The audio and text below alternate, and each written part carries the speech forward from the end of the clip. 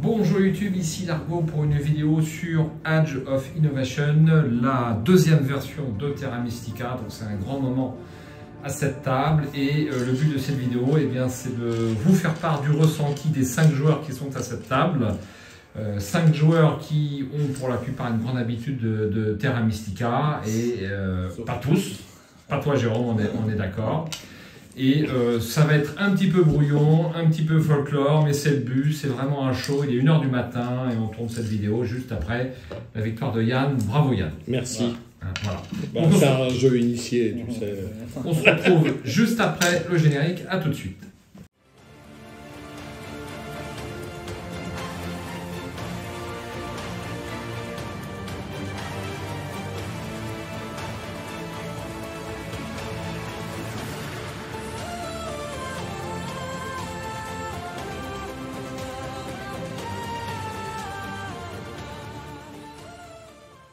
Alors, Age of Innovation, qu'est-ce que c'est? C'est l'évolution, la V2 de Terra Mystica, un jeu qui a, je crois maintenant déjà une quinzaine d'années, hein. 2012. Facile. Il y a 2 extensions qui existent à Terra Mystica, Fire and Ice et Marchand des Mers.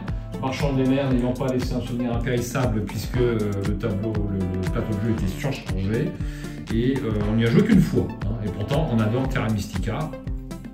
Et j'ai reçu en français la semaine dernière ce Age of Innovation et c'est notre deuxième partie, l'une à 4 joueurs, l'autre à 5 joueurs. À ma gauche, Jérôme. Combien de parties au compteur, Jérôme? De quoi au total? De Terra Mystica. Les deux mélangés, 3. Les deux mélangés, 3. Michael? Non, ça va. Une quinzaine, 10, 15, je pense. Entre 10 et 15. Pareil, dont 2 de Age of Innovation. Et toi, Yann? Entre 20 et 30, je pense, de Terra Mystica et puis 2 sur Age of Innovation.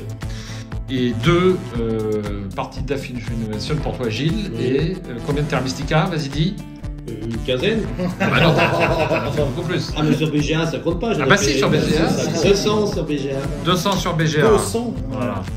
Comme Stéphane il est bien à 250. Hein. Voilà. Et donc, absolument, moi je dois en avoir 300, 350, quelque chose comme ça, on compte plus. Alors ça peut paraître beaucoup, mais sachez qu'on trouve facilement des joueurs avec 2000 parties de Terra Mystica sur BGA. Hein, donc on se demande s'ils ont un boulot, enfin bref, donc parce qu'il faut quand même de 2h30 facile pour faire une alors qu'à 250, non. À 250, non, absolument. Alors, revenons à nos moutons. Age of Innovation. Donc, on va faire un petit tour de table pour vous faire part de notre avis. On va commencer par le joueur débutant, c'est toi, Jérôme. Ouais. Donc, est-ce que tu as apprécié cette partie? C'est un très bon jeu, mais par contre, il ne faut pas jouer avec de trop grosses différences de niveau. Parce que là, tu subis, quoi, comme dans beaucoup de jeux. Ouais. Voici le score de Jérôme, 76. Et voilà, on progresse sur la piste. Hop, le jaune est là. On a le gris, le rouge c'était moi. Et puis Yann, qui ne gagne rarement à Terra Mystica. Et là, il a gagné 5 points sur Largo. Bravo. Bravo Yann. Mais bon, ça t'a plu quand même. Ah oui, c'est un bon jeu, c'est un très Mais est-ce que tu préfères Terra Mystica ou Age of Innovation? Bah, celui-là, c'est un peu plus renouveau, tu vois. Ouais. Un peu plus, il y a plus de variété. On est beaucoup moins bloqué sur ce jeu. Si on te demande la semaine prochaine de refaire Terra Mystica ou Age of Innovation, tu fais quoi? Bah, je tique un peu, mais bon, tu tiques un peu. J'aime bien jouer, je vais vous dire oui, mais là, je pense qu'il faut quelques parties de Terra Mystica avant de s'aventurer sur celui-là. Ouais, ou l'un ou l'autre, mais moi je trouve qu'il y a une grosse différence de niveau entre vous et moi, quoi. Écoute, c'est normal. Je me fais manger à chaque partie, ouais, mais les joueurs de Terra Mystica sont pas perdus. Alors, les joueurs de Terra Mystica savent jouer presque avant d'ouvrir la notice. Je vais faire une vidéo détaillée très prochainement avec les différences entre les deux jeux, très précises. Bon, on signalera rapidement une ressource supplémentaire, à savoir les livres. Les pistes de culte changent de nom. Nous avons l'économie, le droit, l'atelier et puis la science qui sont là-bas. Et quand vous prenez une tuile faveur, vous collectez en plus des livres au lieu d'avoir seulement des points sur la piste qui est ici. Alors, First Player l'a dit sur sa vidéo, il l'a très bien dit. Est-ce que ce jeu s'adresse à des joueurs débutants ou à des joueurs expérimentés de Terra Mystica? On peut se poser la question. Parce qu'aborder celui-ci sans avoir connu Terra Mystica, ça peut paraître un petit peu délicat, mais pas infaisable pour des joueurs experts. Mickaël, enthousiasmé? Oui, moi la différence majeure que je note, c'est la facilité qu'on a avec celui-là de construire. Je trouve que c'est bien plus...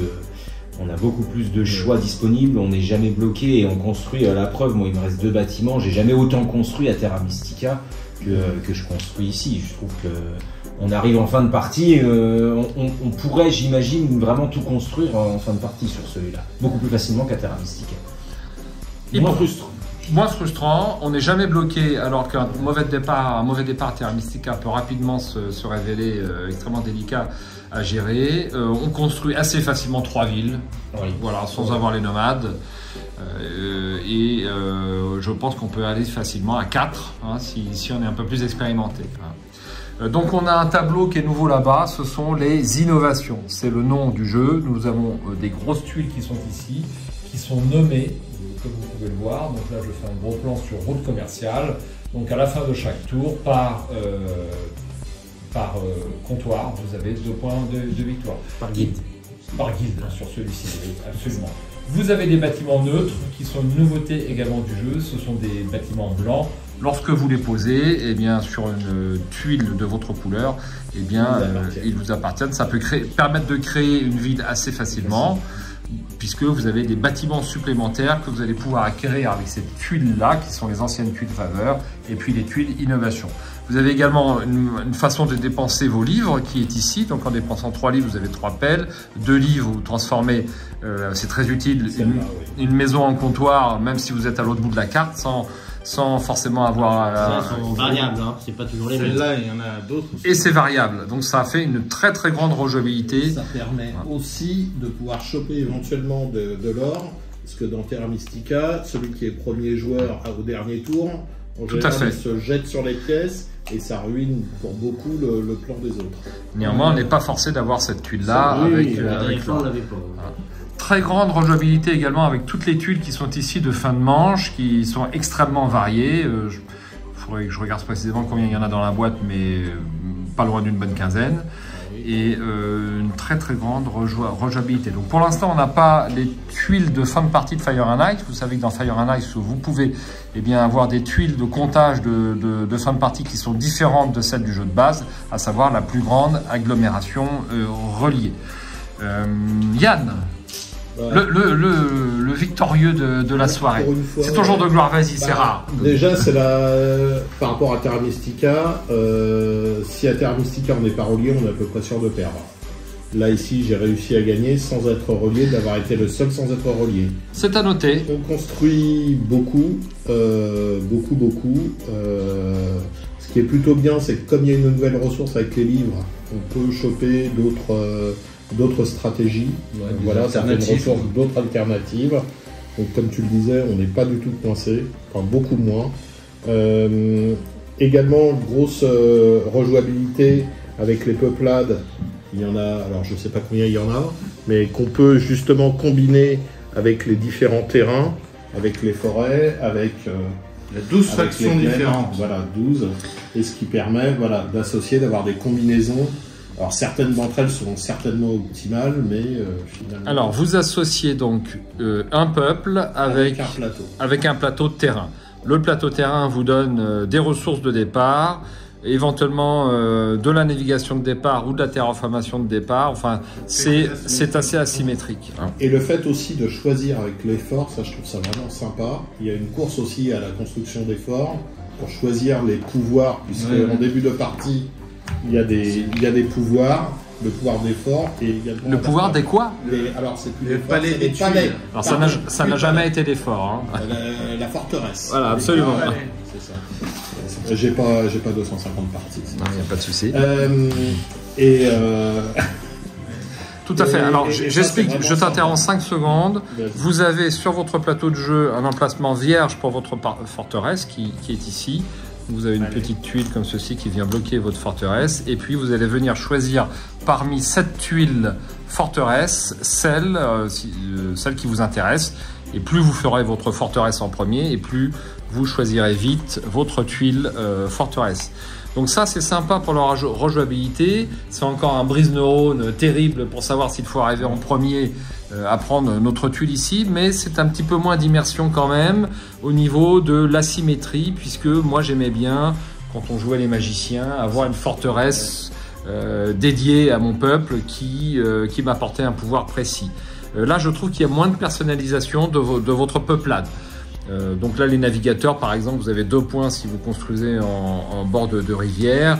Et est-ce que j'ai eu l'impression de jouer des navigateurs durant la partie? Pas forcément. C'est un peu mécanique. C'est plus mécanique que Terra Mystica. Et il n'y a pas la petite patte immersive de Terra Mystica. Ça sera tout, Yann, ou tu as autre chose à ajouter? Non, très bon jeu. Très bon jeu. Bon. Si tu devais rejouer Terra Mystica ou Age of Innovation? Ouais, maintenant qu'on connaît bien Terra Mystica avec des joueurs qui ont l'habitude, oui, maintenant je rejouerais Age of Innovation. Après, ce qui est vrai, c'est que ça construit beaucoup plus aussi. Hein. C'est bien. Ouais, il nous manquait même des tuiles terrain. Oui.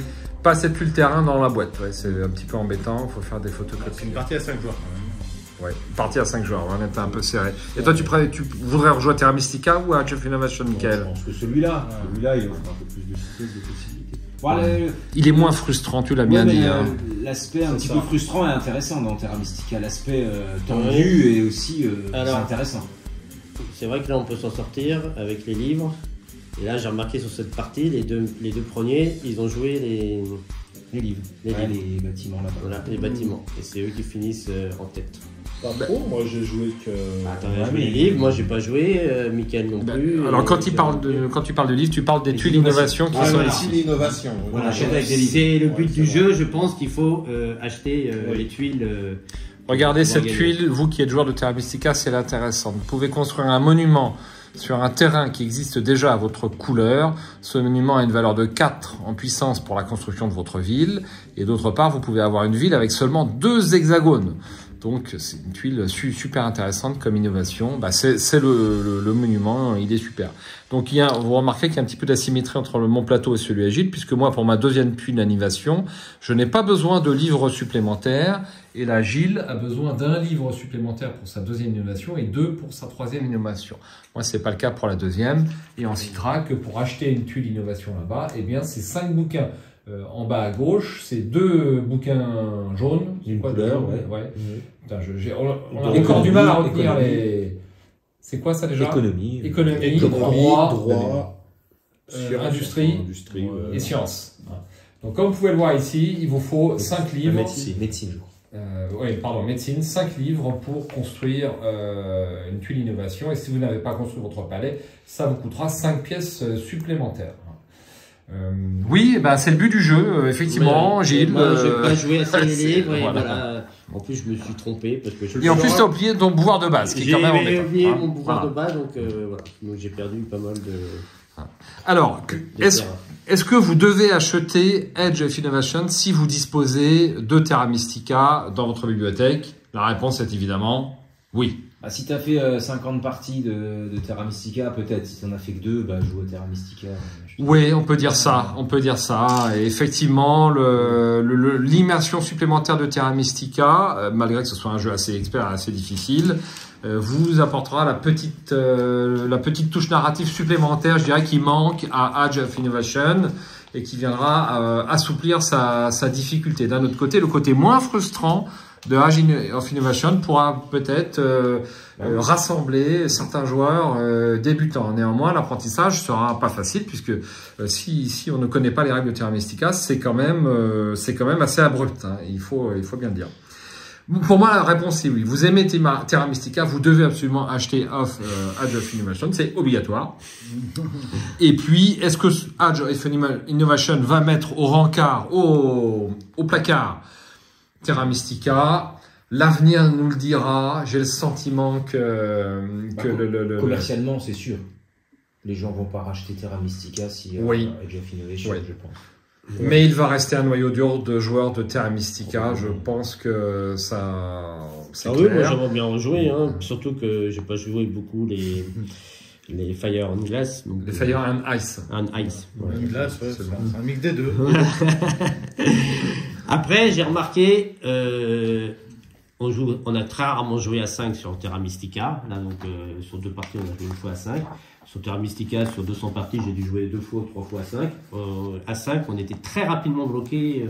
C'était très difficile. Je trouvais Terra Mystica à 5. Ouais, il faut faire super gaffe. Ouais. On pouvait être bloqué complètement. Alors que là, à 5, on n'a pas été bloqué. Personne n'a été vraiment bloqué. À noter que les auteurs ont voulu, eh bien, certainement rectifier ce défaut de blocage. Pour les experts de Terra Mystica, rappelons que la piste de terraformation à parler alpheline, elle n'est quasiment pas exploitée, alors qu'ici, c'est très intéressant ici d'augmenter. Tout le monde est monté en haut des. Alors qu'à Terra Mystica, on ne montait jamais pratiquement. Voilà, vous aviez une tuile en plus qui vous rapportait ici 3 points si vous augmentiez à votre niveau fluvial ou à votre niveau de terraformation sur la 4e manche. Vous avez également un module solo. Alors on ne pourra pas vous en parler. Est-ce que c'est une usine à gaz? Est-ce que c'est utile? Franchement, je pense pas que ce soit le but de Terra Mystica de jouer en solo. Après, j'essaierai moi, parce que je suis quand même amoureux du jeu, il faut bien le dire. C'est mon jeu préféré. J'essaierai le jeu solo de faire l'effort. Peut-être toi aussi, Mickaël? Bah, tu l'as pas encore, Age of Innovation. Je l'ai pas. Et je pense pas. Ce genre de jeu de gestion en solo, moi, c'est pas du tout mon délire. Après, il y a un plateau aussi qui est à 3 pour. Tout à fait. Recto verso. Recto verso. Et on n'a jamais joué à 3, mais je pense que ça peut être assez intéressant à 3, au contraire de Terra Mystica où à 3, c'était pas intéressant. Non, mais 3, l'autre, c'est de 1 à 3, donc il faut mieux jouer, je pense, qu'avec l'autre. Ça dépend, si tu veux plus d'espace ou moins Je suis pas d'espace. sûr, Gilles, parce que là, on est sur du 3-5. Ouais, mais là. derrière, c'est un 3. Ah, derrière, c'est un 3. Ouais. C'est curieux, ça. D'accord. Ouais, C'est c'est amusant. C'est plus réduit, donc je pense que pour quand tu es 3 joueurs, c'est mieux de jouer sur le plateau. Sinon, là, chacun s'étale comme il veut et chacun va construire ses 15 maisons, enfin ses 15 bâtiments. Et... Voilà. Très bien, et ben voilà pour ce court aperçu de Age of Innovation. Bon, si vous êtes fan, c'est une bonne pioche. Et puis je vous dis à très bientôt pour une nouvelle vidéo sur vraiment les différences détaillées, tout ce que je peux vous dire. Comment? Dans quelques mois. Non, je vais essayer de faire ça très très rapidement. Yann, merci pour ton esprit mesquin. Hein, voilà, donc je vous dis à bientôt. C'est vrai qu'il n'y avait pas eu de vidéo depuis quelques temps, mais là on était obligé pour ce jeu. Merci pour la partie les gars, c'était sympa. Merci. Ah ciao, bonsoir. Ciao.